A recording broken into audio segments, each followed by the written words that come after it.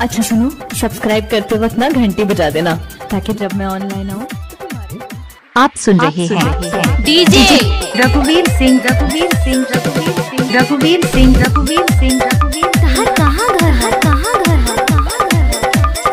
Gram जरकुटोला कार्यकाल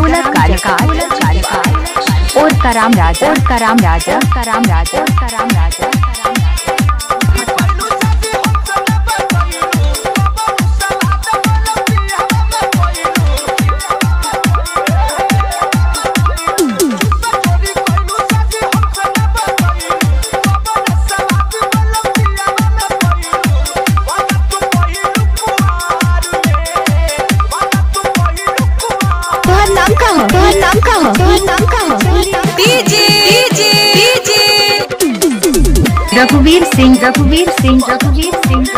रघुवीर सिंह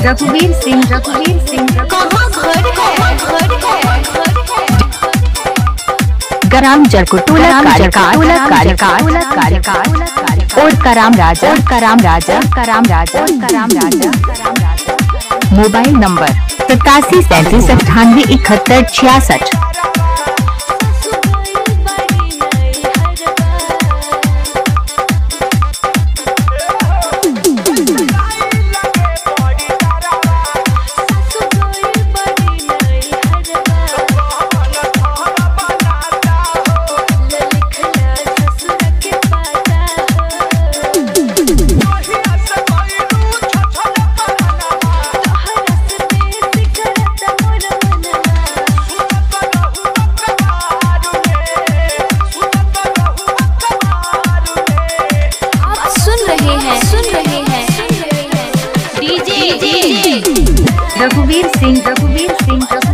रघुवीर सिंह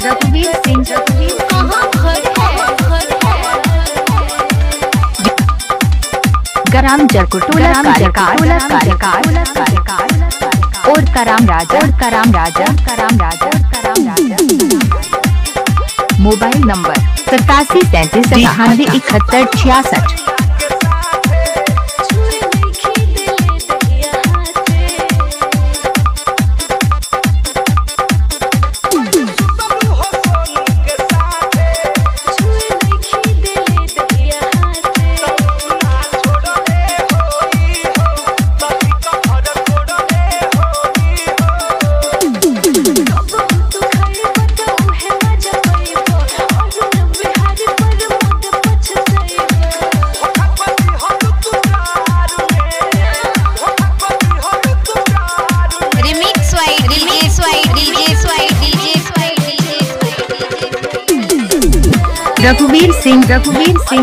रघुवीर सिंह हर कहाँ घर ग्राम जरकुटोला कार्यकाल और कराम राजा 8737987166।